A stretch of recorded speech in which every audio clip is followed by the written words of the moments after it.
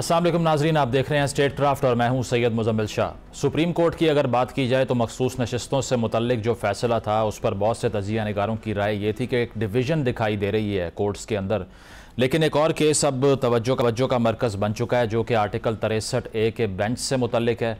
आज की डेवलपमेंट की अगर बात की जाए तो जस्टिस मुनीब अख्तर की तरफ से इस बेंच में बैठने से इनकार किया गया और उनका जो ख़त था वो पढ़कर भी सुनाया कोर्ट के अंदर, और उन्होंने ये कहा, जो कि बज़ाहिर मालूम ये होता है कि प्रैक्टिस एंड प्रोसीजर कमेटी की तरफ से जो प्रोसीडिंग की गई उस पर उनको एतराज़ था। अब दोबारा से कल इस पर कोई पेशरफ्त का इम्कान ज़ाहिर किया जा रहा है, लेकिन ये एक और ऐसा केस बन चुका है जिसकी बहुत सी सियासी इम्प्लिकेशन भी हो सकती हैं। अगर पॉलिटिकल हैपनिंग्स की बात करें तो तहरीक इंसाफ की तरफ से जो रावलपिंडी का एहतजाज था इस पर उनके एक्स चेयरमैन की तरफ से ये इजहार किया गया है कि क़यादत ने उनकी जो एक्सपेक्टेशंस थी उस पर अमल नहीं किया। उन्होंने ये भी कहा कि हर सूरत हमने डी चौक पहुँचना है, और साथ साथ जिस तरह से रावलपिंडी का एहतजाज ख़त्म हुआ उस पर भी मीडिया ये रिपोर्ट कर रहा था कि उनको खासा एतराज़ रहा। तो अगर गेयर शिफ्ट करती है तहरीक इंसाफ तो हुकूमत किस तरह से इसको डील करेगी, ये एक बहुत बड़ा सवाल है।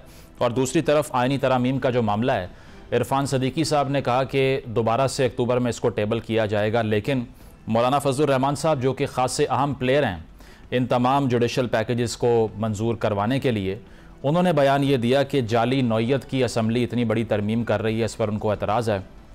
तो लगता यही है कि मुख्तलिफ़ किस्म के मुसव्वदे जो कि तहरीक इंसाफ की तरफ से भी पेश किए जाते हैं, पीपल्स पार्टी भी खासी एक्टिव दिखाई दे रही है। बिलावल भुट्टो साहब ने आज लॉयर फोरम से जब खिताब किया तो उन्होंने दोबारा से इस बात का इयादा किया कि कॉन्स्टिट्यूशनल कोर्ट बहुत इंपॉर्टेंट है। तो लगता यही है कि नून लीग की क़यादत से ज़्यादा पीपल्स पार्टी इस वक्त वोकल दिखाई दे रही है जुडिशल पैकेज को मंजूर करवाने के लिए, लेकिन क्या मौलाना फजलुर रहमान साहब को वो अपने कैंप में सस्टेन करवा पाएंगे या नहीं, इससे गुफ्तगू का आगाज़ करते हैं। पैनल हमारे साथ मौजूद है, coordinator to the prime minister और नून लीग के रहनुमा राना एहसान अफजल साहब ज्वाइन कर रहे हैं। इसके साथ साथ तहरीक इंसाफ के रहनुमा हुमायूं मोहम्मद साहब हमारे साथ मौजूद होंगे, और सूबाई वज़ीर पीपल्स पार्टी के रहनुमा नासिर हुसैन शाह साहब हमें ज्वाइन कर रहे हैं। आप तीनों का बहुत बहुत शुक्रिया। हुमायूं साहब, आपसे आगाज़ करना चाहूँगा, आज जो 63A की तशरीह के हवाले से जो बेंच था, जस्टिस मुनीब अख्तर ने भी माजरत कर ली ये केस सुनने से। अब इसके बाद दोबारा से कल समाअत होनी है, लेकिन तहरीक इंसाफ का इस पर मौक़िफ़ क्या होगा अगर मुनीब अख्तर साहब भी इस केस को नहीं सुन रहे? ये बेंच जो फैसला करेगा इसको भी आप कंटेस्ट करेंगे या एक्सेप्ट कर लेंगे? बिस्मिल्लाहिर्रहमानिर्रहीम, इय्याका नअबुदु व इय्याका नस्तईन। देखिए, जो एक्ट में बात आई थी उसमें ये था कि बेंच तब तक नहीं बन सकता जब तक 3 मेंबर कमेटी बैठ के बेंच डिसाइड ना करे। ठीक है, अब 3 मेंबर कमेटी जब बैठी नहीं थी, उनमें से एक कमेटी मेंबर ने एक्सक्यूज कर दिया था उस कमेटी के ऊपर सवालात उठा के। तो सवाल ये उठता है, ये बेंच बना क्यों? इन द फर्स्ट प्लेस ये बेंच बन ही नहीं सकता, क्योंकि अकॉर्डिंग टू जो लॉ है उसमें कोरम की कोई बात नहीं है। उसमें सिंपल लिखा हुआ है कि 3 मेंबर 3 रुकनी कमेटी डिसाइड करेगी कि बेंच कौन बनेगा। उसमें कोई नहीं लिखा हुआ कि अगर 2 बैठते हैं या 1 बैठता है या 1.5 बैठता है या कोई फोन पे होता है या कोई स्काइप पे होता है, वो नहीं कहा हुआ। उसमें कहा 3 मेंबर कमेटी। सो ये 2 मेंबर कमेटी ने बेंच डिसाइड किया है। इस लिहाज से इस कमेटी के ऊपर ही जो डिसाइड कर रही है वो ही कंप्लीट नहीं है, तो उसके आगे जितने भी काम है वो सारे गलत हैं। अच्छा, इस पर राना एहसान साहब, जिस तरह से हुमायूं साहब कह रहे हैं कि ये जो तश्कील है बेंच की, इसी से ये एक प्रॉब्लम जो है वाज़े हो जाती है, तो अगर बेंच की तश्कील पर ये सवाल उठ रहा है और इसके बाद कोई फ़ैसला आता है, फिर दोबारा से तनकीद होगी कि बाइसनेस शो की जा रही है, फिर कंट्रोवर्सी क्रिएट की जाएगी, फिर हुकूमत की तरफ भी तनकीद के नश्तर बरसाए जाएंगे, तो फिर आपका क्या व्यू पॉइंट है इस पर जो आज की स्पेसिफिकली डेवलपमेंट है मुनीब अख्तर साहब से रिलेटेड? देखिए, हमारा तो बड़ा इसमें बेसिक व्यू पॉइंट यही है कि आइन 63A की जब जो तशरीह की गई तो आइन को रीराइट किया गया और पीटीआई उसके बेनिफिशरीज हैं। अगर आइन को रीराइट ना किया जाता तो तब पंजाब हुकूमत ना गिरती और पीटीआई को हुकूमत ना मिलती और मुल्क में जो एक इंस्टेबिलिटी आई थी वो ना आती, इकोनॉमिक इंस्टेबिलिटी उसकी वजह से आई। तो ये जो बेनिफिशरीज हैं, आज अगर उसकी कार्रवाई आगे बढ़ रही है तो सबसे ज्यादा जो पिंच है या सबसे ज्यादा जो तकलीफ है वो इन्हीं को ही होगी, क्योंकि ये उस मामले के जो एक गैर आईनी मामला हुआ, आइन को रीराइट किया गया, उसके बेनिफिशरीज हैं। तो अब अगर जस्टिस मुनीब नहीं बैठे तो मेरे ख्याल से फिर भी कार्रवाई चलेगी। एहसान साहब, वैसे आइडियली फ्लोर क्रॉसिंग होनी चाहिए या नहीं? देखिए, बात यह है कि एक जगह आइन है, और आइन अगर आपको अच्छा लगता है या बुरा लगता है या उसमें इम्प्रूवमेंट आनी चाहिए है, तो वो एक अलग डिबेट है। और अगर उसमें कोई इम्प्रूवमेंट आने की जरूरत है तो उसका तरीका जो है, अगर आपने नुक्ते को कॉमे से रिप्लेस करना है या आपने कुछ और जो है वो एंड या शैल को भी तब्दील करना है, तो आपको 2/3 अक्सरियत चाहिए आइन को तब्दील करने के लिए। ये प्रेरोगेटिव जो है ये सुप्रीम कोर्ट का नहीं है। तो जब सुप्रीम कोर्ट ऐसी तशरीह करेगी जिससे जो मानी है आइन का, जो बड़ा ऑब्वियस है, वही चेंज हो जाए, लेकिन देखे ना वो डिफेक्शन क्लॉज नवाज शरीफ साहब ने आइन में डलवाया था, as far as I could be right, और अब नून लीग ये चाहती है कि वो रिवर्स हो जाए। नहीं, देखिए, बात ये कि मैं कहता हूं आप इस आइन को टोटली तौर पे तब्दील कर दें, लेकिन उसका रास्ता जो है वो पार्लियामेंट है। वो रास्ता वो अदालतें नहीं कर सकती ना, तो अदालतों के जरिए ये काम नहीं होना चाहिए। ये काम अगर होना है, इसमें कोई बेहतरी लानी है या बदतरी लानी है, जो भी करना है आपने, वो आपने पार्लियामेंट के थ्रू करना है। सही, नासिर, ठीक है नासिर साहब, ये हमारा मौका। ठीक है नासिर साहब, आपकी तरफ आऊँगा। मुझे ये बताइए, वो सिंध हाउस का जो सारा माहौल था वो आज भी तहरीक इंसाफ रिकॉल करती है, आप पर तनकीद भी करती है। तो अगर 63A का फैसला लेस से हाइपोथेटिकली रिवर्स हो जाता है, जिसका अगर इम्कान मौजूद है भी, तो उस पर हाइपोथेटिकल डिबेट तो हो सकती है ना। अगर ये फैसला रिवर्स होता है तो फिर बहुत से लोग ये कहते हैं कि दोबारा हॉर्स ट्रेडिंग का कल्चर आ जाएगा, फिर बोलियां लगेंगी, फिर उम्मीदवारान को ख़रीदा जाएगा। पीपल्स पार्टी ये फील नहीं करती कि फ्लड गेट खुल जाएगा दोबारा से इससे? बिस्मिल्लाहिर्रहमानिर्रहीम, अल्लाहुम्मा सल्ली अला मुहम्मद व आले। देखिए, जो चीज आइन में है उसको रीराइट करने का इख्तियार जो है हमारी मौजूद अदालतों को नहीं है। आइन के लिहाज से जाहिर है इखलाकी तौर पर वो मुनासिब नहीं है जो आप बात कर रहे हैं फ्लोर क्रॉसिंग की। लेकिन फिर क्या रास्ता है अगर वोट ऑफ नो कॉन्फिडेंस को लाया जाता है? गवर्नमेंट के पास तो अपनी अक्सरियत होती है। ये तो अब है कि जी चले मुख्तलिफ 2-3 पार्टीज आपस में मिलती हैं, कोलेशन होता है, फिर जाके गवर्नमेंट की फॉर्मेशन होती है। अदरवाइज तो किसी के पास भी सिंपल मेजॉरिटी या कुछ जो भी अक्सरियत आए वो अपनी गवर्नमेंट बनाता है। तो उस गवर्नमेंट को अगर वोट ऑफ नो कॉन्फिडेंस लाना है तो उसका तरीकेकार क्या है? देखिए, बाकी सारे तरीके जो हैं वो हैं जो गैर आईनी है। 50A2B लगाया जाता था जिसको पाकिस्तान पीपल्स पार्टी ने खत्म किया। फिर अदालती अहकामात के जरिए गवर्नमेंट्स को हटाया जाता था, या कोई और भी बहुत सारे गैर आईनी गैर जमहूरी यहाँ पे तरीके रहे हैं। अगर आइन में एक प्रोविजन है, और खैर से पहली ये गवर्नमेंट थी PTI की जो वोट ऑफ नो कॉन्फिडेंस के जरिए आईनी तौर पर जिसको जाना पड़ा खान साहब को, जिसको उन्होंने रिजीम चेंज कह के आपके खिलाफ ऐसा बयानिया बनाया कि अब भी सोशल मीडिया पर छाए हुए हैं। जी जी बिल्कुल, वो रिजीम चेंज कह के एक डोनाल्ड लू का पता नहीं कुछ लेके, और फिर अब तो आपने देख लिया किस तरह वही अमेरिकन सेनेटर्स जो इसराइल को सपोर्ट करते हैं वो बहुत तारीफ करते हैं खान साहब की, इसराइल वाले बहुत ज्यादा तारीफ करते हैं खान साहब की। तो वो एक बड़ी दास्तान है कि क्या सिलसिला था जिसको सब लोग कहते थे कि ये प्लांटेड है, और बहुत सिलसिले हैं। मैं बहुत ज्यादा कहूंगा तो सेनेटर साहब मेरे बड़े भाइयों की तरह हैं, बुरा मान जाएंगे। तो उस पर तो चले अभी डिबेट नहीं हो रही, कभी आप प्रोग्राम करेंगे तो उस पर हम आपको तफसीली बताएंगे। लेकिन ये जो हाई कोर्ट लाहौर का फैसला था जिसमें ठीक है डी सीट करने का तो आइन में जिक्र है, लेकिन उसकी जो काउंटिंग नहीं हुई वो तो कहीं भी नहीं था, इसी तरह रीराइट कर दिया गया। अभी सेनेटर साहब कह रहे थे कि जी वो जो फॉर्मेशन है या जो कमेटी बननी थी वो 3 रुकनी होगी तो होगी, लेकिन इससे अभी कोई 15 दिन पहले एक फैसला आया है जिसमें 8 या 5 मेरे मौजूद जस्टिस साहिबान का भी फैसला या कुछ आया, उसकी भी तो पूरी जो रिक्वायरमेंट थी पूरी नहीं की गई जिसका नोटिस चीफ जस्टिस साहब ने लिया था, और फिर वो सारे हकायक सामने आए थे। इशू ये है कि जो चीज खुद को बेहतर लगती है वो तो ठीक है, दूसरों की तरफ चले जाए। मिसाल के तौर पर ये बिल्कुल अभी बात होगी कि जी जमीर जो है लोगों के बिक जाते हैं। आपको याद होगा एक दफा सेनेट में चेयरमैन सेनेट का इलेक्शन था, जो पार्टीज थी गवर्नमेंट के अगेंस्ट उनके नंबर बहुत ज्यादा थे, बिल्कुल। जब खड़े हुए तो ज्यादा थे, जब वैसे वोट आए तो कम हो गए, और दूसरों तब इन्होंने कहा जी वो जमीर जाग गए। जब इनके हक में कोई बात जाए तो लोगों के जमीर जागते हैं। ठीक जब वो कोई अपना सही फैसला दें तो उनके जमीर बिक जाते हैं। सही। तो ये फैसला कौन करेगा? तो ये सिर्फ अपने मतलब की बात जो है, ऐसा नहीं होना चाहिए। मतलब लेकिन नासिर साहब इसी के तनाजुर में आपने ये भी कंफर्म कर दिया कि जमीर जगाने का प्लान है वैसे आपका? नहीं, मैं तो आपको वैसे एक बात मैंने की कि दूसरा तरीका क्या है।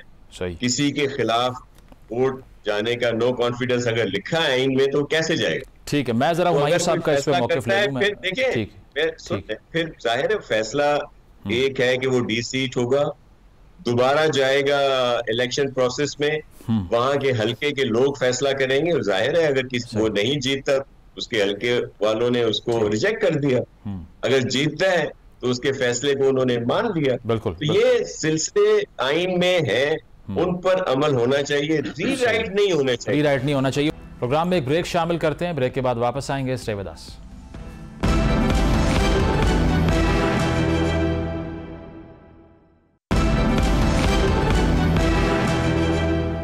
वेलकम बैक नाजरीन, गुफ्तगू के सिलसिले को आगे बढ़ाते हैं। तो हुमायूं साहब, आप तहरीक इंसाफ बतौर एक जमात ये फील करती है कि अगर आप खुद कह रहे हैं कि आपकी सारी पार्टी मुनज़्ज़म है, एक पेज पर है, फिर आपके एक्स लीडर को, एक्स पार्टी के चेयरमैन को जेल से बाहर लेकर आना है, एहतजाज करना है, तो फिर ये खदशा क्यों है कि हुकूमत आपके कुछ अराकीन को तोड़ लेगी और 63 के रिवर्सल के बाद आपकी पार्टी टूट जाएगी? Why do you feel this कि ऐसा हो जाएगा? अच्छा, इस तरह है सर कि प्रैक्टिस एंड प्रोसीजर एक्ट के तहत 3 रुकनी कमेटी डिसाइड करती है कि बेंच कैसे बनेगा। पहले ये था कि उसमें chief justice of Pakistan, senior most, और नेक्स्ट इन लाइन जो 3rd सीनियर मोस्ट है, ये 3 लोग करेंगे। फिर इनको ख्याल आया कि नहीं, हम लोगों ने तो चीफ जस्टिस साहब को थोड़े से लिवरेज देनी है, तो इन्होंने कहा कि चलो यार, चीफ जस्टिस साहब को एक चॉइस और देता हूं कि वो अपने मतलब का बंदा ले आए। ठीक है, कोई मसला नहीं है। अब अकॉर्डिंग टू इवन अमेंडेड शुदा जो प्रैक्टिस एंड प्रोसीजर है, उसमें है कि 3 रुकनी मेंबर, जिसमें से एक चीफ जस्टिस, एक सीनियर मोस्ट, और एक वो जो चीफ जस्टिस साहब का तयशुदा बंदा होगा या उनके अप्रूव हुआ बंदा, ये 3 होंगे। ये तीनों मिलके करेंगे। अब अगर उन 3 में से एक नहीं बैठता तो फिर ये कमेटी उसके आगे नहीं जा सकती। सही। पीरियड। इससे आगे नहीं जा सकती। इससे आगे जाने के बाद डिस्कशन होगा 63A कि क्या है क्या नहीं है। तो यहां तो आके वो कहते हैं ना, पीरियड, बात ही खत्म हो गई। ये आगे नहीं जा सकते, ये बेंच तश्कील नहीं दे सकते। स्टॉप। अब मैं आ जाता हूं 63A पे। देखिए, 63A के अंदर क्लियरली लिखा हुआ है कि वो मेंबरान जो वोट करेंगे या एब्सटेन करेंगे, 4 चीजों के ऊपर उन्होंने कहा है, या वोट करेंगे या एब्सटेन करेंगे। अच्छा, इसमें मैंने उसको पढ़ के आगे पीछे सफे के नीचे ऊपर हर तरह से देख लिया, मुझे कहीं ये लिखा नजर नहीं आया कि वो वोट गिना जाएगा, या जो एब्सटेन होगा, अगर वो पार्टी के खिलाफ एब्सटेन होगा, पार्टी कहती है कि एब्सटेन नहीं होना, वोट डालना, और वो एब्सटेन हो जाता है, तो उसका क्या करेंगे? मतलब खाली वोट डालना तो नहीं है ना। जो मैं कहता हूं कि आपने वोट डालना है, आप नहीं आते, तो क्या आपका वोट गिना जाएगा? मतलब ये भी सवाल उठता है। तो पार्टी डिक्टेटरशिप का आर्गुमेंट नहीं है ये जो नासिर साहब ने बात की कि अगर किसी को आपने वोट ऑफ नो कॉन्फिडेंस से रिमूव करना हो, पार्टी के अपने लोग भी तो लीडरशिप से इख्तिलाफ कर सकते हैं ना। इसके बाद तो वो दरवाजा ही बंद हो गया। इसके बाद तो ये है कि अब कोई अपनी ओपिनियन दे ही नहीं सकता। एक बात बताता हूं, देखें, या तो आप सिंपल ये कह दो कि हर एक आदमी अपने जमीर, अब वो जमीर की आवाज जो होती है वो पैसों पर आती है, पोजीशन पर आती है, या जेन्युइन जमीर की आवाज है, फिर आप उस पर रहने दें। फिर आप आर्टिकल 63A वगैरह इन सबको बंद कर दें। फिर जो मर्जी जिसने जहां वोट डाल दिया, वो चाहे उठा या नहीं उठा, फिर उसको कोई कुछ कर नहीं सकता। एक दफा मैं इलेक्ट हो गया, अब अगले 5 साल के लिए मुझे कोई कुछ नहीं कह सकते मैं किधर वोट डालना है किधर नहीं डालना। जिस दिन मुझे मेरा जमीर जाग गया, मैंने ये कर दिया, तो फिर आप आप उस तरफ ले जाए। लेकिन जब आपने ये शिक्के डाल दिए तो अब मैं आपको बता देता हूं कि पार्लियामेंट सुप्रीम है, लेकिन ये याद रखें ट्राइकोटोमी ऑफ पावर्स में जो तशरीह है, लॉ बनाने की जो तशरीह है, वो तशरीह सुप्रीम कोर्ट के पास है, वो आपके पास नहीं है। ठीक है, इस पे एहसान साहब, सुप्रीम कोर्ट ने ये तशरीह की है या कोर्ट ने ये तशरीह की थी कि इसमें कहीं नहीं लिखा कि वोट गिना जाए। चले आप इसको इंटरप्रिटेशन कह रहे हैं, वो रीराइटिंग ये याद रखें। इसकी नहीं, सुन ले, इसकी जो एसेंस है वो दो चीजें। एक एसेंस ये है कि फ्लोर क्रॉसिंग ना हो। फ्लोर क्रॉसिंग तब भी नहीं होगी जब उस वोट को नहीं गिना जाएगा। नंबर 2, इसका एसेंस ये है कि जिन्होंने गलत काम किया उसको सजा दी जाए, उनको सजा दिया जाए। आयन में ये नहीं लिखा कि फ्लोर क्रॉसिंग होनी नहीं चाहिए। अब अगर इसको आयन में नहीं लिखा हुआ है कि फ्लोर क्रॉसिंग होनी नहीं चाहिए। आयन में नहीं, आयन में लिखा हुआ है कि फ्लोर क्रॉसिंग नहीं, उसी के लिए तो ये आयन बनाया है। अच्छा। उसी के लिए तो ये बनाया कि फ्लोर क्रॉसिंग ना करें। तो अगर मैं वोट डाल देता हूं तो फ्लोर क्रॉसिंग हो गई। राना एहसान साहब, ठीक है, मेजर है, हुमायूं साहब पॉइंट आ गया आपका। Is a preventive measure. ठीक है हुमायूं साहब, आपका कमेंट आ गया। राना साहब, आपका टेक क्या है इस पे जो आर्गुमेंट कर रहे हैं हुमायूं साहब? देखिए, पहली बात तो ये कि जो पार्लियामेंटेरियन वो डमी नहीं होने चाहिए।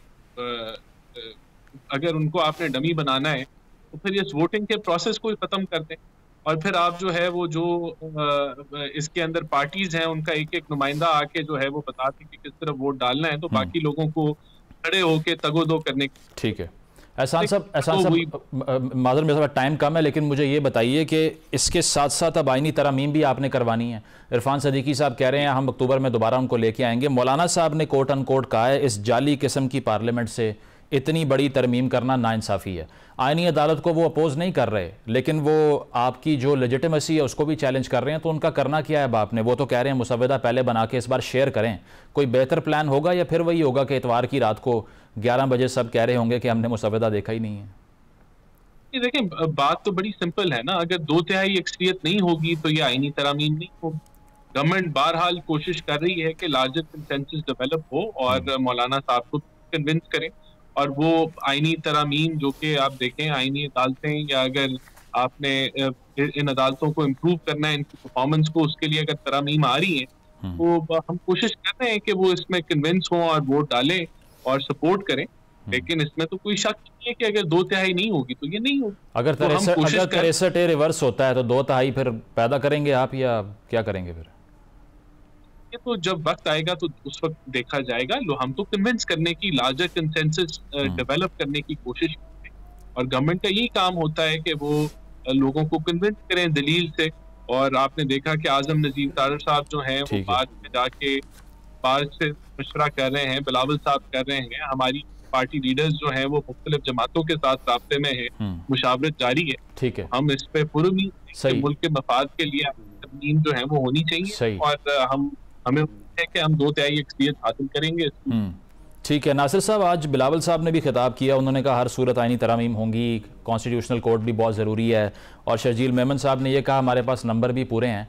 मौलाना साहब के बयान के बाद ये कैसे क्लेम हो सकता है कि सब नंबर पूरे हैं हमारे पास, हम सिर्फ सही वक्त आने का वेट कर रहे हैं? जो कॉन्स्टिट्यूशनल कोर्ट्स है उस पर तो मौलाना साहब ने भी कोई इस तरह के एतराज़ात नहीं किए, और उनके एतराज़ात हैं मुख्तलिफ शिकों पे, और इस तरह की कुछ ऐसी शिकें भी हैं जिस पे पाकिस्तान पीपल्स पार्टी को भी एतराज़ है। और जो मौलाना साहब ने कहा कि वो PTI बहुत सारी हैं, वो आपको चेयरमैन साहब उस पर तफसील से बात कर चुके हैं, और यही वजह है कि चेयरमैन साहब खुद बार में खुद जा रहे हैं, स्पीच भी कर रहे हैं, क्वेश्चन आंसर के भी जवाब दे रहे हैं, क्योंकि हम तो समझते हैं कि आईनी अदालतें जो है यही हल है। बहुत सारे बेशतर ममालिक में है, और ये भी मैं वाजे कर दूं कि हम कोई पर्सन स्पेसिफिक कवानीन नहीं चाहते कि जी वो इस तरह से हो, लेकिन आईनी अदालतें क्योंकि हमारे मंशूर में है। दूसरी बात ये है कि ये जो बहुत ज्यादा अदालतों को सपोर्ट किया जा रहा है, मुझे बताया जाए कि जब एक तहरीक चली थी वकला की, जिसमें जस्टिस इफ्तिखार चौधरी साहब या बाद के जस्टिस साहिबान के लिए भी बहुत कुछ सपोर्ट में थी, और एक उस वक्त एक स्लोगन, एक नारा मेरे कानों में आज भी गूंजता है कि ये जी हो जाएंगे, अगर ये बहाल हो जाते हैं, ये जस्टिस साहिबान आ जाते हैं तो रियासत होगी माँ की जैसी। और सब कुछ ठीक हो जाएगा। मुझे बताएं क्या ठीक हुआ, क्या लोगों के केसेस का मसला हल हुआ? वो उस वक्त नून इस लीग के लिए वक्त ठीक हो गया था, हजारों आपके केसेस लिए जो गलत है हो गया था। वो कोर्ट्स में हैं जिनकी कोई सुनवाई नहीं होती, मजलूमों को कोई नहीं सुनता। कोई भी सियासी बात हो, दीगर चीजें हो तो उनको बहुत ज्यादा अहमियत दी जाती है। तो इसलिए कॉन्स्टिट्यूशनल कोर्ट्स ठीक है। अलहदा होनी चाहिए, दूसरी अदालतें अलहदा होनी चाहिए। ये है, एक एज लिमिट की बात थी जो आइन में 40 था। जज साहब जब कोई मुकर्रर किए जाते हैं या जो आते हैं बन ठीक है। के, उसको जिया ने या मुशर्रफ साहब ने बाद में उसको कोई 5 साल बढ़ा दी थी, 45 कर दी थी। हम चाहते हैं कि वो भी जो है वापस आए। 63A की बात हम इसीलिए कह रहे हैं कि वो आइन में जिक्र है, नो कॉन्फिडेंस का जिक्र है, फिर उसको ये इख्तरा ले ली जाए ठीक है। कि जी वो कहाँ पे लिखा है कि वोट गिना जाएगा, तो नो कॉन्फिडेंस होगा कैसे? एक्शन तो नासिर साहब, उसका वैसे होगा, मुशर्रफ उसको साहब के दौर में ना क्या पीपल्स पार्टी ने अपोज किया था 68 ईयर्स करना, अब सपोर्ट कर रही है, मसला है ये भी खासा बड़ा। हुमायूं साहब नहीं नहीं, मैं 40 की बात कर रहा हूँ कि जब जज साहिबान की जो एज लिमिट थी मुकर्रर होने की, वो 40 थी। जी। बाद में जिया ने या बाद में मुशर्रफ साहब ने उसको 45 कर दिया था। मैं उसकी बात कर सही जी सही। हुमायूं साहब, अब जरा पॉलिटिकल मामला की तरफ आ जाते हैं कि गंडापुर साहब जो कह रहे हैं कि एक गोली चलाओगे हम 10 चलाएंगे, एक शेल मारोगे हम 10 शेल मारेंगे, ये लोग कहते हैं कि वज़ीर आला का ये तर्ज़ अमल नहीं होना चाहिए कि इतनी फायरी स्पीचेस करें, क्योंकि उसका जवाब भी उसी तरह आता है, कन्फ्रंटेशन बढ़ती है, टेम्परेचर बढ़ता है। देखिए, एक तो छोटा सा कमेंट ये कर लूँ कि जिस तरीके से मैं देख रहा हूँ ना, कि जैसे जो आइन में तरामीम या आइन को जिस तरीके से जुल्फ़िकार अली भुट्टो या बेनज़ीर भुट्टो साहिबा ने जिस तरीके से लेकर चले, तो लगता है ऐसे कि बिलावल भुट्टो साहब टोटली उनके ऑपोजिट तरीके से लेकर चल रहे। जहाँ जहाँ उनको एतराज़ात था, वहाँ वहाँ बिलावल भुट्टो साहब जो है ना, वो अभी एक किस्म के स्पोक्स पर्सन बन के वो कर रहे हैं। कमिंग टू योर पॉइंट, ठीक है, देखिए, जब तक वो जो कमेंट है ना वो हमारी पार्टी लीडरशिप की तरफ से नहीं आ जाता, तो मैं किसी भी वेबसाइट, किसी भी उसको लेकर उस पर कमेंट नहीं कर सकता कि इमरान खान ने क्या कहा है क्या नहीं कहा, उस पर नहीं कर सकता। अब आपके तीसरा कमेंट है, देखिए इस तरह है, मैं आपको एक बात बता देता हूँ। हम ये कहते हैं कि एक चीफ मिनिस्टर को ये नहीं कहना चाहिए कि एक गोली मारोगे तो मैं 10 गोलियां मारूंगा, लेकिन हम ये नहीं देख रहे कि वो एक गोली मार कौन रहा है, वो एक गोली मारने की जुर्रत किसको है, वो क्या आइन के लिहाज से वो गोली मारनी चाहिए जो गोली मारी गई है? तो आइन के लिहाज से आगे से 10 भी मारनी चाहिए, ये भी तो सवाल है ना। मुझे एक बात बताएं, मुझे एक बात बताएं ना, नहीं, मैं देखे ना, मैं तो सेल्फ डिफेंस में, मुझे कोई गोली मार रहा है, मैं एहतजाज करने जा रहा हूं, जो आर्टिकल 15 के तहत मेरा राइट है, आर्टिकल 16 के तहत मेरा राइट है, आर्टिकल 17 ऑफ द कॉन्स्टिट्यूशन जिनकी बारे सारे बातें कर रहे, उस लिहाज से मेरा राइट है कि मैं जाके पाकिस्तान में किसी भी जगह पे एज अ पाकिस्तानी में जाके असेंबल हो सकता हूं। ठीक है, ठीक है। वहां पे मुझे स्टेट मेरे ऊपर गोलियां बरसा रही है, क्यों? सही। क्या ये स्टेट जैसे पंजाब गवर्नमेंट ने मॉडल टाउन में एक ब्लड बाथ किया था, बिल्कुल उसी तरीके से जब वहां पे लोग डेमोन्स्ट्रेशन कर रहे थे, जैसे 1919 में जुलियनवाला बाग में लोग प्रोटेस्ट कर रहे थे वो एक एक्ट के खिलाफ, और उधर गोलियां चली थी। क्या ये लोग उसी तरह के ये चले? मेरे पास लास्ट मिनट है, मैं गोरी राज थी उस वक्त गोरी सरकार थी, अब चोरी सरकार है। वक्त खत्म हो गया। बहुत बहुत शुक्रिया राना एहसान साहब, हुमायूं साहब और नासिर हुसैन साहब मौजूद थे। एक ब्रेक शामिल करेंगे, ब्रेक के बाद डिस्कशन को कंटिन्यू करते हैं। Stay with us.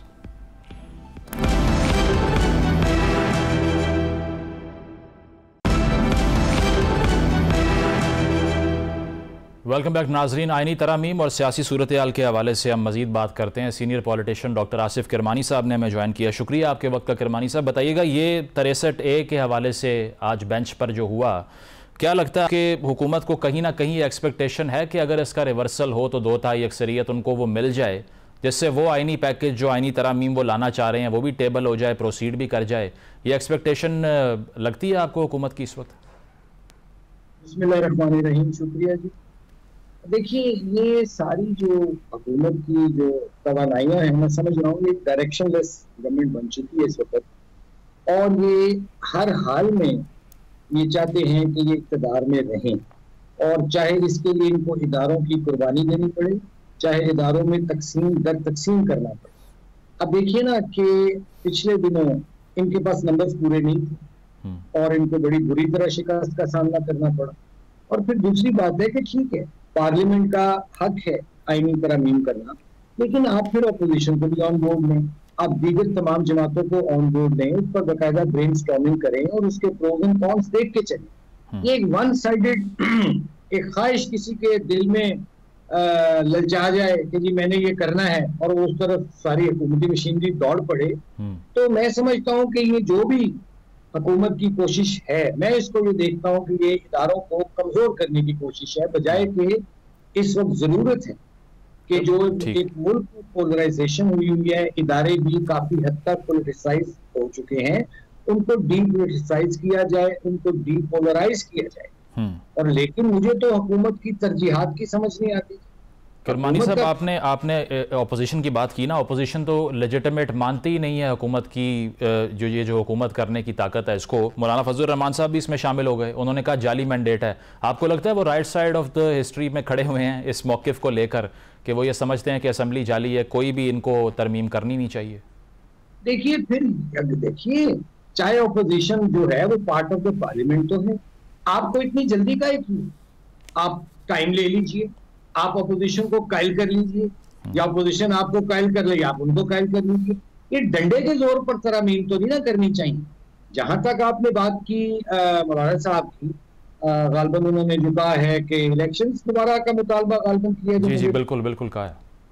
तो देखिए ये इलेक्शंस तो अपने इनेकाद से पहले ही कंट्रोवर्शियल हो गए थे, मुतनाज़ा हो गए थे, और उसके बाद इलेक्शन में आप देखिए कि कोई भी जमात जौन सी थी वो तो इंक्लूडिंग PMLN सिंपल मेजॉरिटी तो ले नहीं सकी, और एक डंडे के जोर पर ये हुकूमत मुसल्लत कर दी गई है।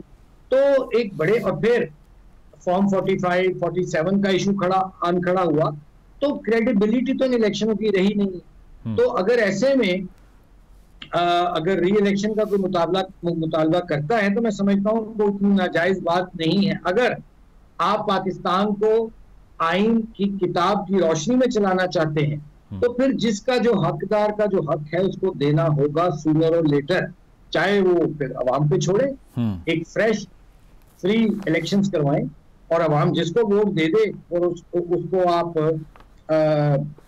बिल्कुल ऑनेस्ट तरीके से इलेक्शन कंडक्ट करें, जिसमें कि इलेक्शन कमिश्नर की, इलेक्शन कमीशन की और जो साख है वो मजरू ना हो। ठीक है। तो आपने किरमानी साहब नवाज शरीफ साहब के हवाले से भी एक कमेंट किया था, आपने कहा उनको बेबस कर दिया गया है, और आपने ये भी कहा कि ये वो नवाज शरीफ साहब नहीं है जिनको आप जानते और जिनसे आप एंगेज करते थे। क्या बदला है? ये कैसे एक्सेप्ट कर लें कि पार्टी जो कुछ कर रही है नवाज शरीफ साहब का उसमें इनपुट इन्वॉल्व ही नहीं है और वो ऑन बोर्ड भी नहीं है इस पे? नहीं, ये मैंने कभी नहीं कहा कि वो ऑन बोर्ड नहीं है या इनपुट नहीं है। मैंने ये कहा कि पार्टी में कुछ लोग जो हैं उनकी राय को तब्दील करने पर मैंने हमेशा का कुदरत रखते हैं, उन्हें बेबस कर देते हैं, उन्हें लाचार कर देते हैं, और वो आपके सामने नजर आ रहा है, उनसे फैसले करवाए जाते हैं। और मैंने तो ये बात कही है, मैं अभी रिपीट कर दी है मैंने आपके सामने बात, क्योंकि जिन नवाज शरीफ साहब के साथ मैंने साल कोशिश किया है वो एक नजरियाती सियासत करना चाहते, वो एक अवाम दोस्त सियासत करना चाहते थे। तो वो नजरियाती सियासत पहले भी नवाज शरीफ साहब को नहीं करने दी गई, अब भी नहीं बिल्कुल करने दी जा रही। तो मैंने इस कॉन्टेक्स्ट में ये बिल्कुल मेरा अपना एक पॉइंट ऑफ व्यू है, क्योंकि जिस नवाज शरीफ साहब को मैंने असिस्ट किया है उनको जितना मैं जानता हूँ वो तो एक और मिजाज उनका बन चुका था। सही। लेकिन उनकी जो पार्टी में जो एक टोला है जिसको मैंने हमेशा खुशामदी टोला कहा है, जो जिनके अपने अपने मफादात हैं, जो वो जाहिर है मियां साहब को फिर घेर लेते हैं, लेकिन इट्स वेरी अनफॉर्चुनेट। लेकिन नवाज शरीफ साहब पर्सनल कॉन्टेक्स्ट में तो he has nothing to lose, क्योंकि ना वो वजीर आज़म बने, ना गवर्नमेंट में कोई इस नौयत का उनके पास स्टेक है, और आप जिस तरह से कह रहे हैं कि पार्टी में लोग उनको मजबूर भी कर रहे हैं, तो फिर उनकी तरफ से बयानात का आना, कोई गुफ्तगू करना, ये क्यों नहीं हो रहा? यही तो अलमिया है, यही तो वो ट्रेजेडी है जिसका मैं रोना रोता रहा हूँ और जिसने मुझे अल्टीमेटली मजबूर किया कि मैं अपने रास्ते उन लोगों से अलग कर। एक खुशामदी टोला है जो कि जिसने घेराव किया हुआ है पार्टी की लीडरशिप का, और वो पॉलिटिकल टॉडलर्स टाइप लोग हैं, सियासी नौमालूद हैं। कोई किसी जमात से आया है, कोई किसी जमात से आया है। इनमें से मुझे बताइए ना कि मुस्लिम लीगी माइंड सेट के कितने लोग हैं? एक दो, ज्यादा से ज्यादा। बाकी तो वही है जो फ्लोर क्रॉसर है, बाकी तो लोटे हैं। कल तक किसी जमात में थे, आज नून लीग में आ गए और ओहदों पर काबिज हो गए आदमी। इन्हीं लोगों ने आज मुस्लिम लीग नून को जो 8 फरवरी में के इलेक्शन में जो सिंपल मेजॉरिटी तक नहीं मिल सकी, यही लोग टोला जिम्मेदार है जिसने वोट को इज्जत दो के नारे से दस्तबरदार करवाया, जिसने पीडीएम की गवर्नमेंट जब ली आईनी तरीके से, लेकिन इलेक्शन में ना जाने पर मियां साहब को कायल किया। उसका नतीजा आपने ये वो एक टोला है जिसके अपने मफादात हैं और उनको उस टोले को सब जानते हैं। उनके चेहरे पर लिखा है बड़े जली हरूफ में कि खुशामदी टोला, खुशामदी टोला, उनके माथों पर लिखा है खुशामदी। और ये हुकूमत लेना भी गलतियों में से एक गलती थी जिसकी नवाज शरीफ साहब अपोजिशन कर रहे थे अकॉर्डिंग टू यू, या फिर इस पे वो राजी थे कि नहीं हुकूमत ले लेनी चाहिए? जिस तरह मामला चल रहे हैं उससे वो डिसएग्री करते हैं? नहीं, मेरी जहां तक अंडरस्टैंडिंग थी तब, अब तो मेरा उनसे राब्ता नहीं है करीबन 1 साल से या 6 महीनों से, तो उस वक्त तक तो जो मैं समझता हूँ कि उनसे जो मेरी राब्ता था उसमें मियां साहब एक आईनी तरीके से वोट ऑफ नो कॉन्फिडेंस जो हुआ उसके जरूर हक में थे। अच्छा। लेकिन उसके बाद वो फौरी तौर पर इलेक्शन में जाना चाहते थे, लेकिन फिर इन्होंने और फिर इन्होंने बहाना एक ये बना दिया खुशामदी टोले ने, वो देखो जी इमरान खान आ रहा है 25 मई का लेके लॉन्ग मार्च, तो अब तो हम नहीं जाएंगे। तो भाई जब इमरान खान का लॉन्ग मार्च नाकाम हो गया 25 मई को, इस्लामाबाद के ब्लू एरिया के चंद दरख्तों को आग लगाकर वो भाग गए, चले गए, तो आप करा देते इलेक्शन। आपको ये खिफत ना उठानी पड़ती जो 8 फरवरी को आपने उठाई, वो शर्मिंदगी ना उठानी पड़ती आपको जो आपको 8 फरवरी 2024 के इलेक्शन में उठाना पड़ी कि वो नवाज शरीफ, मुझे दुख होता है, मैंने अपना खून पसीना दिया इस जमात को, 18 साल मैंने दिए इस जमात को, कि वो नवाज शरीफ जो 2/3 मेजोरिटी के साथ आया करते थे। सही। आज कहां है? देखो आज कहां जमात खड़ी है। यानी वो पार्टी जिसको नवाज शरीफ ने कायदे आजम के बाद एक अवामी जमात बनाया, सड़क की जमात बनाया, आज उस खुशामदी टोले ने अपने चंद दिन के इक़्तिदार की खातिर नवाज शरीफ को भी ड्राइंग रूम में घुसा दिया, उसकी जमात को भी ड्राइंग रूम में घुसा। ठीक किरमानी साहब, लेकिन फिर what's the way forward now? क्योंकि तहरीक इंसाफ एहतजाज पे एहतजाज कर रही है। गंडापुर साहब ने आज कहा कि एक गोली लगेगी तो हम 10 मारेंगे। जुडिशरी में पोलराइजेशन दिखाई दे रही है। पार्लियामान जुडिशरी के खिलाफ बयानात दे रही है कि जो हम फैसला करेंगे वही प्रिवेल करना चाहिए। ये तो फिर ओवरऑल एक केओस की सूरत हाल है। इसको किसने आकर ऑर्डर में कन्वर्ट करना है? किसने सबको बिठा के कंसेंसस बनवाना है? फिर देखिए, जो इनको लाए हैं उनको इस पर संजीदगी से गौर करना होगा। आपके पास एक किताब मौजूद है जिसको आपने आइन का नाम दे रखा है, आइन की किताब, उस पर अमल कीजिए। अगर नहीं अमल करेंगे तो फिर वेट फॉर द नेचर। अच्छा। फिर नेचर, कुदरत अपना पार्ट प्ले करेगी, और वो क्या पार्ट प्ले करेगी वो फिर आपको भी सबको भुगतना पड़ेगा, आटे के साथ घी भी पिसेगा। लेकिन ये सिस्टम जौन सा है ये डिलीवर करने में मैं बार बार कह चुका हूं, मैं कह के थक गया हूं कि ये जो मौजूदा सिस्टम है ये 2% एलीट कैप्चर है पाकिस्तान पर हुआ हुआ। ये वो सिस्टम नहीं है जिसके लिए कायदे आजम ने ये मुल्क बनाया था। वो तो गरीब मिडिल क्लास के लिए उसने बनाया। आज गरीब और मिडिल क्लास का क्या हाल है? ये 2% अशराफिया जो माफिया है इसने पाकिस्तान को हाईजैक किया हुआ है। तो फिर अगर तमाम रास्ते बंद हो जाते हैं मेरा मजहब तो मुझे कहता है मायूस नहीं हूं, तो फिर नेचर पार्ट प्ले करेगी। लेकिन कुदरत के फैसले सख्त होते हैं। इससे पहले कि कुदरत अपना कोई सख्त फैसला करे, आप जो पब्लिक से लोगों के पीपल्स इशू जो हैं, महंगाई, गुर्बत, बेरोजगारी, जॉबलेस यूथ, उसको अपना तवज्जो दें। आप ये जो IMF कर लिया ना, IMF कर लिया उन्होंने, वो कह रहे हैं कि अब पटरी पर आ गई है हुकूमत। ठीक है, IMF आ गया। IMF पहली बार आया है, IMF पहले भी आता रहा। मुझे ये बताइए, पीडीएम की गवर्नमेंट के दौरान भी आया, जब बड़ा हमने मैं भी उनमें शामिल था, बड़े बाजे बजाए हमने कि जी डिफॉल्ट से बच गया, डिफॉल्ट से बच गया। मुझे बताइए, IMF के आने से आम गरीब और मिडिल क्लास जिसके लिए जिन्ना ने मुल्क बनाया था, उसकी जिंदगियों में क्या बेहतरी आई है मुझे बताइए। ये चंद खानदानों की जिंदगी में तो बेहतरी आ गई, इनके तो करोड़ों अरबों में, अरबों खरबों में हो गए और गरीब आदमी से बिजली का बिल नहीं दिया गया। अब सुई गैस के बिलों की जो खौफ है वो सर पर सवार है।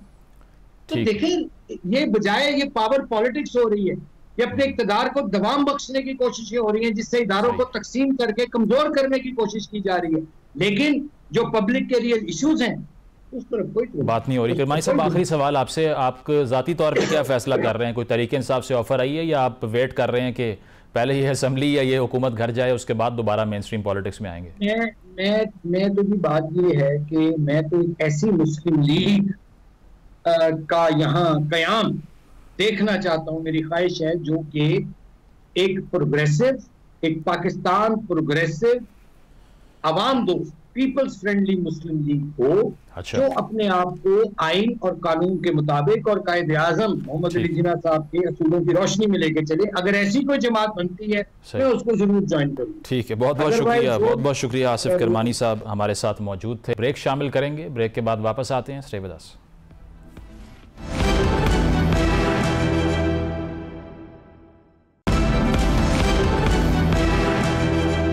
नाज़रीन, प्रोग्राम आपने मुलाहिज़ा किया, फीडबैक ज़रूर दीजिएगा। इजाज़त दीजिए, अल्लाह हाफ़िज़।